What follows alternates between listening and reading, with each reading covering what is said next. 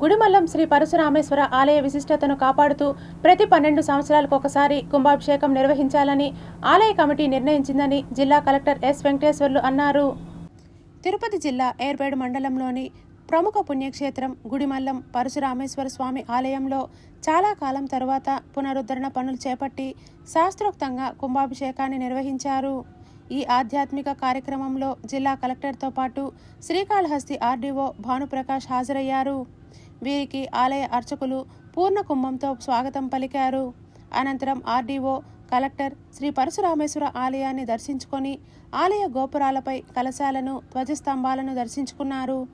ఈ సందర్భంగా కలెక్టర్ మాట్లాడుతూ అత్యంత పురాతనమైన ఈ శైవక్షేత్రం కుంభాభిషేక కార్యక్రమంలో పాల్గొనడం సంతోషంగా ఉందన్నారు.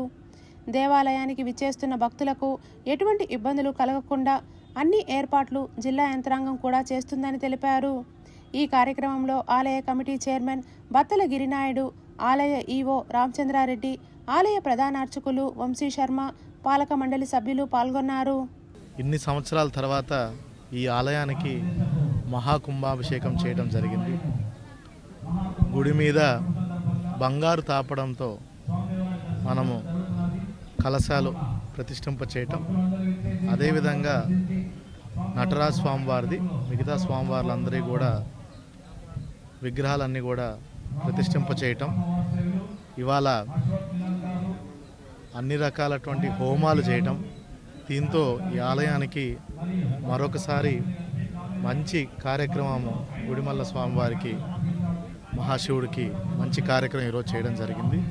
ఇప్పటి నుంచి ప్రతి 12 సంవత్సరాలకు కూడా ఇక్కడ ఖచ్చితంగా కుంభాభిషేకం చేసే విధంగా కూడా ఆలయ అధికారులు, చైర్మన్, ఈఓ గారు అందరూ కూడా ఇక్కడ ఉన్నటువంటి స్వామివారు కూడా ఖచ్చితంగా వీటన్నిటికీ ఇది ఎంతో ప్రసిద్ధిగాంచిన ఈ ఆలయానికి ఇంకా భక్తులు విశేషంగా ఈ మధ్య గడిచిన కొన్ని సంవత్సరాల నుంచి వస్తున్నారు. శివాయ భారతదేశంలోనే మొదటి శివాలయం నుండి శ్రీ పరశురామేశ్వర స్వామి దేవస్థానం నందు మహాకుంభాభిషేకం అత్యంత వైభవంగా మా ఎమ్మెల్యే సుధీర్ రెడ్డి గారి ఆదేశాల మేరకు ఎంతో వైభవంగా 5 రోజుల కార్యక్రమం జరిగింది.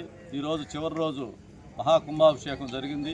ఆ యొక్క కుంభాభిషేకానికి ఎమ్మెల్యే సుధీర్ రెడ్డి గారు, వాళ్ళ మాతృమూర్తి అయిన బృందమ్మ గారు వాళ్ళు వచ్చి ఆ కలశాలను కూడా స్వామివారికి ఇవ్వడం జరిగింది.